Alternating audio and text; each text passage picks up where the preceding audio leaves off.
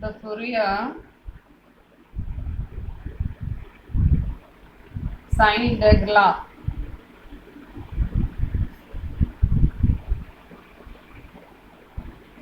the function f of x is equal to sin x if 0 less than x less than pi and 0 if x greater than pi.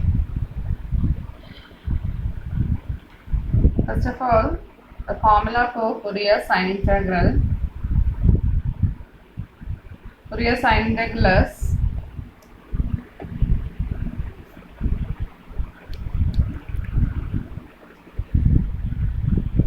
f of x is equal to 1 by pi integral from 0 to infinity b omega sin omega x d omega, where b omega is 2 into 0 to infinity f of v sin omega v dv.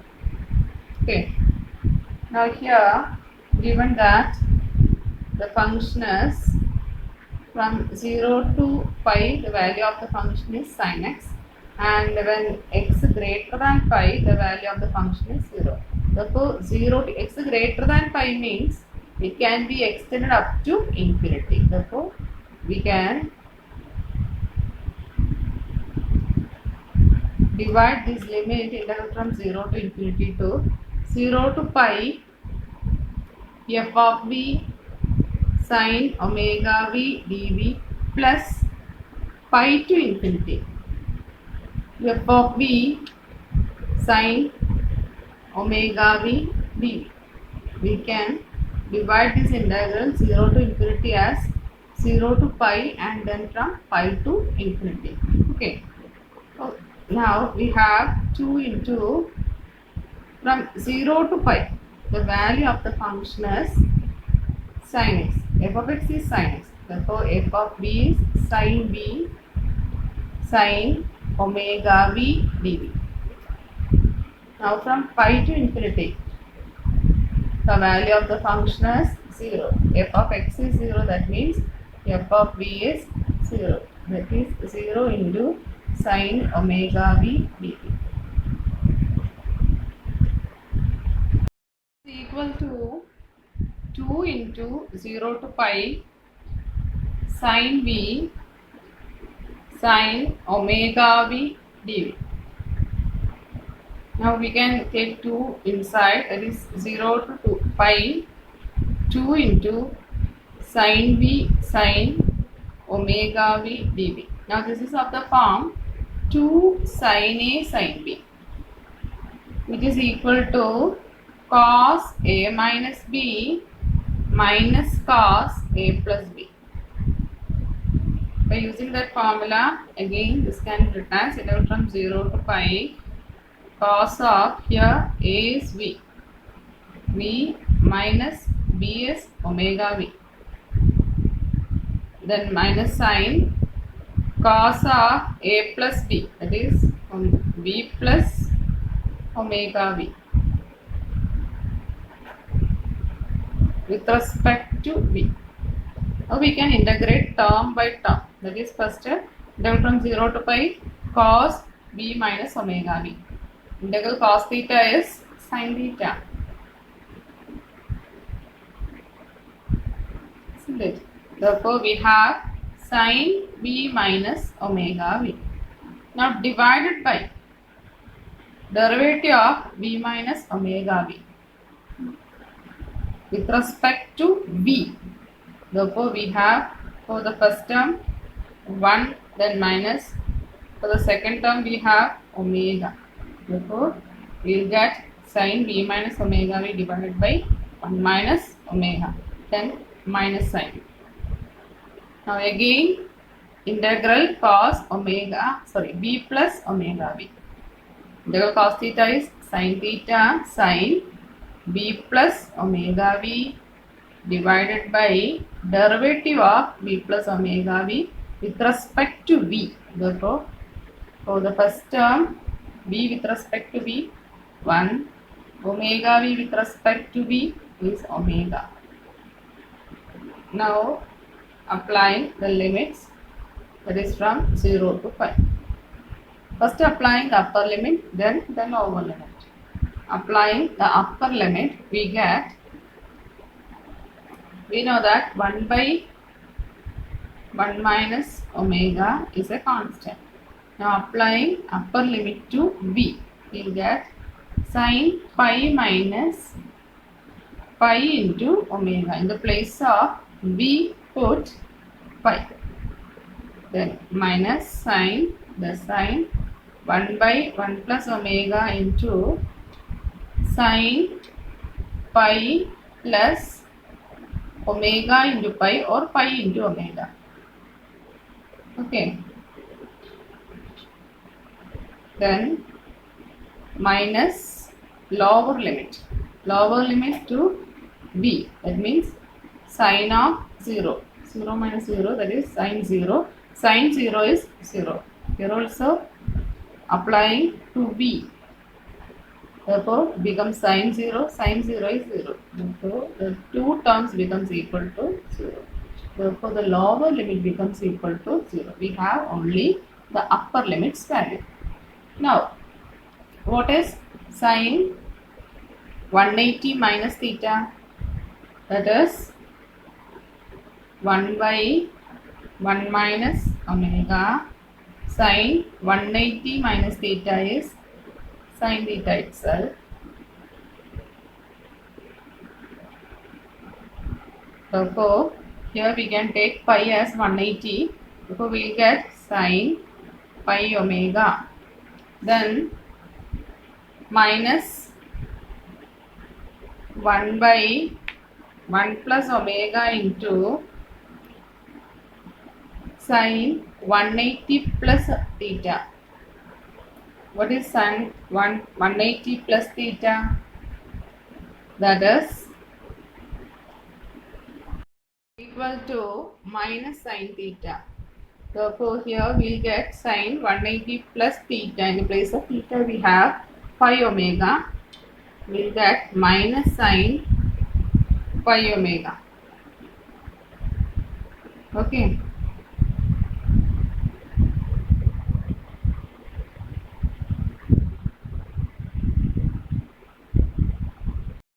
Which is equal to sine pi omega by 1 minus omega plus sine pi omega by 1 plus omega.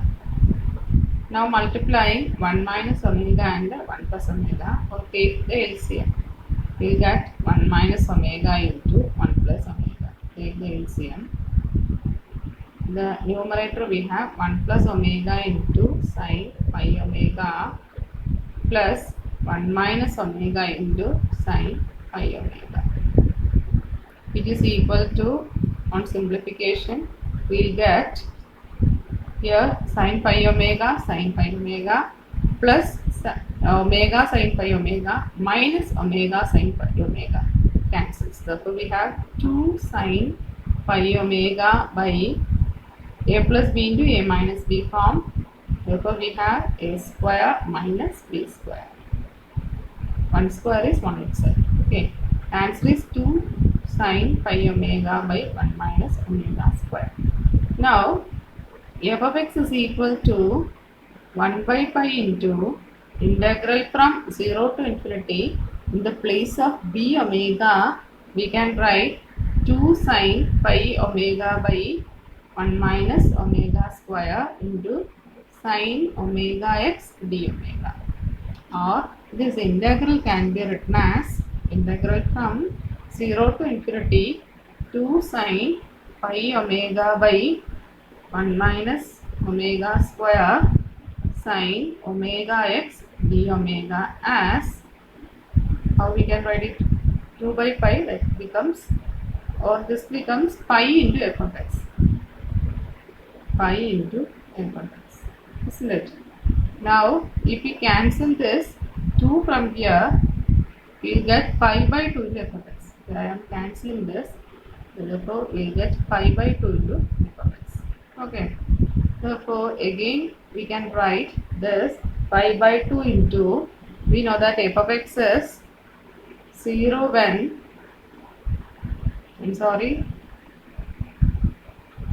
equal to pi by 2 into f of x is sin x when 0 less than x less than pi.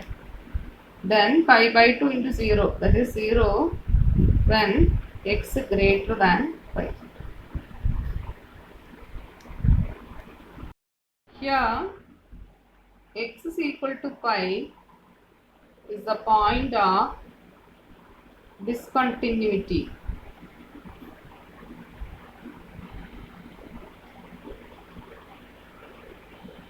So further, the value of f of x is equal to the average of left hand limit and right hand limit. That is limit of x tends to pi minus f of x plus limit of x tends to pi plus f of x. Okay. It is equal to 1 by 2 into limit of x tends to pi minus, that is the value of f of x when x less than pi. When x less than pi, the value of f of x is sin x. Therefore, we have limit of x tends to pi of sin x plus limit of x tends to pi of f of x when x greater than pi. When x greater than pi, the value of f of x is 0. Therefore, limit of x tends to pi of 0. That is 1 by 2 into limit of x tends to pi of sin x is sin pi plus limit of x tends to pi of 0 is 0 itself. That is 0. Therefore, we know that sin 180 is equal to 0. Therefore, 1 by 2 into 0, it is equal to 0. Therefore, when x is equal to pi, the value of f of x becomes equal to 0. Therefore, we can rewrite integral from 0 to infinity sin pi omega by 1 minus omega square sin omega x d omega is equal to pi by 2 f of x, which is equal to pi by 2 into sin x when 0 less than x less than pi and 0 when x greater than or equal to pi. That means when x is equal to pi also, the value of the function is 0. Therefore, becomes equal to 0 when x greater than or equal to pi. Using another question, using Fourier integral representation,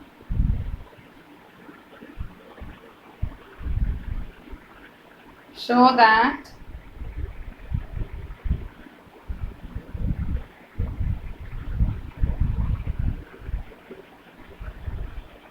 integral from 0 to infinity 1 minus cos pi omega by omega sin omega x d omega is equal to pi by 2 when 0 less than x less than pi and 0 when x greater than pi. Now the solution part. Here consider the function, here function is not given, consider the function as f of x is equal to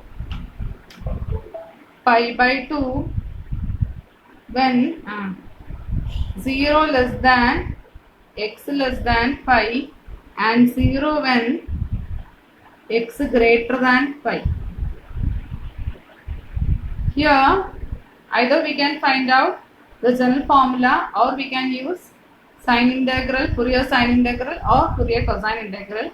How we can identify is that here sine omega x is given, therefore we can identify that we want to find out Fourier sine integral. Therefore write down Fourier Sine integral s. Now the formula is f of x is equal to 1 by pi integral from 0 to infinity d omega sine omega x d omega. Here also we have sine omega x d omega, isn't it? Therefore, b omega s, the formula is 2 into integral from 0 to infinity f of v sine omega v d. Now we can find out b omega. Now b omega is equal to 2 into 0 to infinity f of v sine omega v dv. Now interval from 0 to infinity can be split into 2, that is 2 into 0 to pi, because of function, in the function we have 0 to pi and pi to infinity. Therefore the interval is also divided 0 to pi f of v sine omega v dv, then pi to infinity f of v sine omega v dv. Now it is equal to 2 into 0 to pi. From 0 to pi, the value of the function is pi by 2, isn't it? Therefore f of v is pi by 2 sine omega v dv plus pi to infinity. From pi to infinity the value of the function is 0 sine omega v dv, which is equal to 2 into, here we have 0, therefore 0 to pi into pi by 2 sine omega v dv. We can take pi by 2 outside, therefore 2 into pi by 2 integral from 0 to pi sine omega v dv. 2 and 2 cancels. We have pi into integral of sine omega v is minus cos omega v divided by, with respect to v, omega v is omega limit from 0 to pi. It is equal to minus pi by omega into, applying to v, we will get cos omega into pi minus cos omega into 0, that is 0. That is equal to minus pi by omega cos pi omega minus 1. It is equal to pi by omega into 1 minus cos pi omega. Now f of x is equal to 1 by pi into integral from 0 to infinity. In the place of b omega we can write pi by omega into 1 minus cos pi omega into sine omega x d omega. That is integral 0 to infinity. Here we can cancel pi and pi. 1 by omega into 1 minus cos pi omega sine omega x d omega is equal to the function f of x. We have already defined the function f of x as pi by 2 when